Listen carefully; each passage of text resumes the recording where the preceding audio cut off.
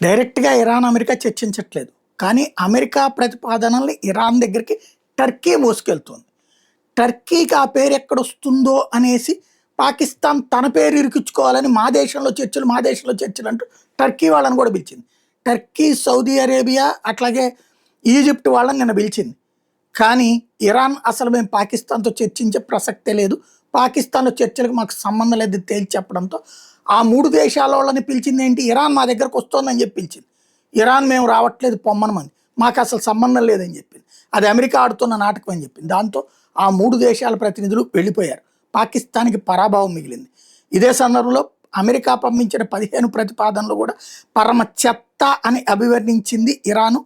అదే సమయంలో ఇప్పుడు నేరుగా అమెరికాతో చర్చల్లో మధ్యవర్తుల ద్వారా కేవలం అసంబద్ధమైన ప్రతిపాదనలు మా దగ్గరకు వస్తున్నాయి. అమెరికా దౌత్యం మాటి మాటికి మారుతోంది. మధ్యవర్తిత్వం మీద అమెరికా పిల్లి మొగ్గలేస్తోంది. మేము మాత్రం ఒకే నిర్ణయానికి కట్టుబడి ఉన్నాం. పాకిస్తాన్ మధ్యవర్తిత్వం మాకు అవసరం లేదు. ప్రాంతీయ పోరు ఆగాలనే పిలుపు మంచిదే, కానీ అసలు పోరు మొదలుపెట్టిందే అమెరికా. ఇది నిన్న తాజాగా ఇరాన్ చేసినటువంటి వ్యాఖ్యలు.